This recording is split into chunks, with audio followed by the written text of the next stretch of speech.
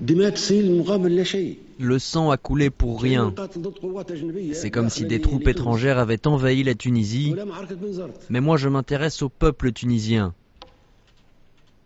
Ce peuple qui a sacrifié ses enfants, qui meurt chaque jour. Et il meurt pourquoi? Pour remplacer le président Ben Ali. Nous sommes libres et nous sommes libres d'utiliser la force excessive. Lorsque les Israéliens bombardent, les Américains disent qu'ils ont le droit. Ils ont le droit de pillonner Gaza, ils ont le droit d'encercler Gaza et de la pillonner, et ce parce qu'ils ont le droit d'assurer leur propre défense.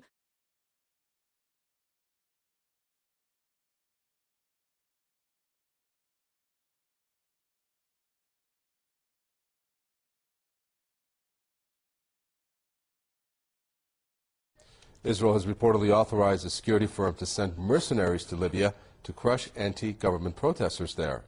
A journalist from the Israeli daily Yediot Ahronot says Tel Aviv has decided to recruit African mercenaries to fight against anti-government protesters in Libya. The journalist says the director of security firm was allowed to provide Libya's intelligence agency with the mercenaries. Isar al-Zef has reportedly met with Abdullah Assanusi, one of the heads of Libya's intelligence agency. Reports also say the company has recruited 50,000 African mercenaries, charging the Libyan regime $200 a day for each mercenary. The revelation comes a few days after the United States demanded immunity for the foreign mercenaries in the International Criminal Court.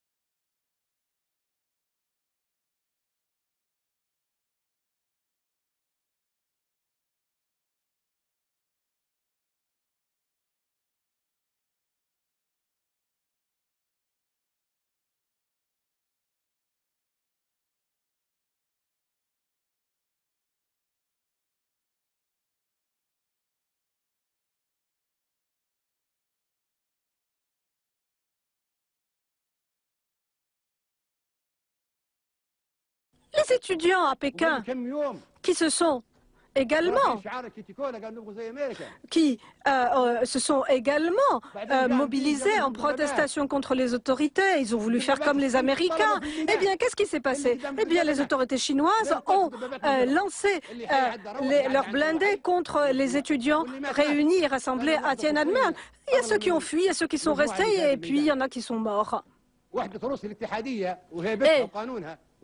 Donc, la Russie, avec toute sa puissance, avec sa constitution, a donné l'ordre de lancer des blindés contre des députés qui étaient en protestation dans la Douma.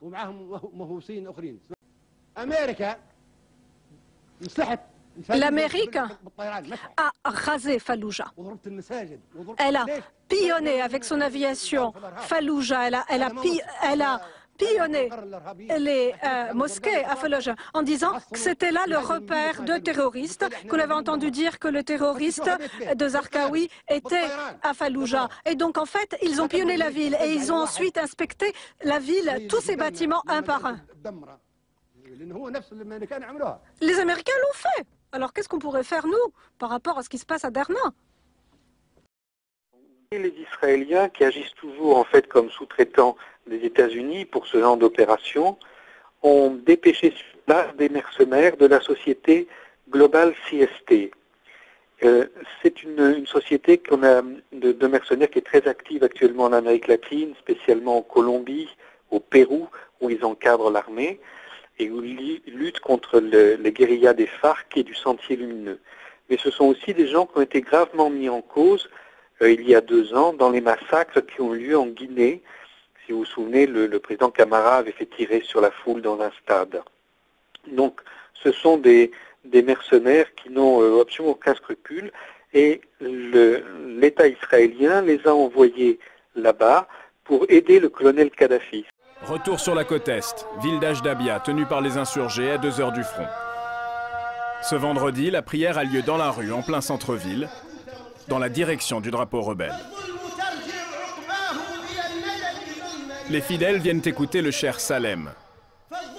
Interdit par le régime pendant plus de 15 ans, il peut à nouveau prêcher librement. Première parole au micro, première larme.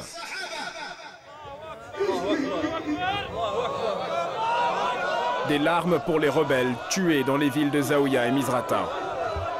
Des larmes qui laissent vite place à la colère. C'est pour une seule phrase qu'ils ont été assassinés de la pire des manières. Et maintenant, leurs enfants sont orphelins et leurs épouses sont veuves.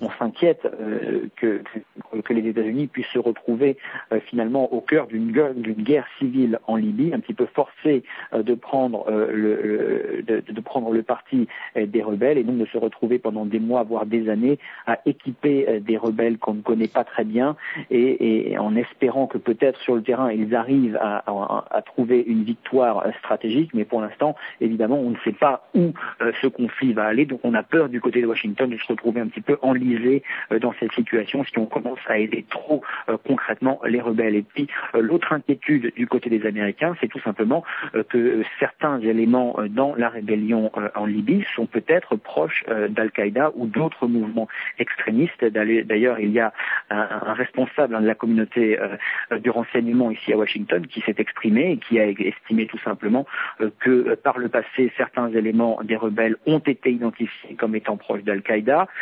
Selon cette même source, il y a une base à l'est de la Libye d'où opèrent certains éléments rebelles qui est connue par les Américains comme étant une base d'Al-Qaïda. Donc on s'inquiète un tout petit peu et on a peur du côté des Américains que si on donne des armes à ces rebelles, eh bien dans les années à venir, ces rebelles pourraient se retourner contre les États-Unis et évidemment on ne veut pas ce genre de scénario. Aujourd'hui, le prêche n'est plus dicté par le gouvernement et ça s'entend.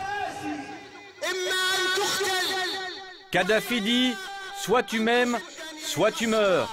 Mais on ne peut pas obtenir le consentement par la force. Kadhafi prétend que le peuple est libre et dispose de son pouvoir. Alors, laissons le peuple choisir librement. Critiquer le régime devant tout un parterre de fidèles, une audace impossible sous l'ancien régime, même suicidaire selon le cheikh Salem.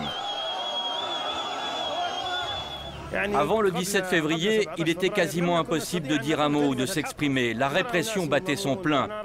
Il arrivait fréquemment que la police politique embarque des gens au petit matin. La police t'attendait à l'entrée de la mosquée et t'embarquait vers une destination inconnue. Lors d'un entretien avec des médias hier, Barack Obama a émis l'hypothèse d'une infiltration de membres d'Al-Qaïda dans les rangs des insurgés libyens. Il s'agit d'un des arguments phares avancés par Mouammar Kadhafi depuis le début de la révolte. Mali commander for NATO said today that there are flickers of Al-Qaeda and Hezbollah amongst these rebels. How do we know what their end goal is? And how do we know they won't in fact turn on the U.S. and on our allies? Well, first of all, I think it's important to note that the people that we've met with have been fully vetted. So we have a clear sense of who they are. That doesn't mean that all the people who, among all the people who opposed Gaddafi, there might not be elements that are unfriendly to the United States and our interests. And that's why I think it's important for us not to jump in with both feet.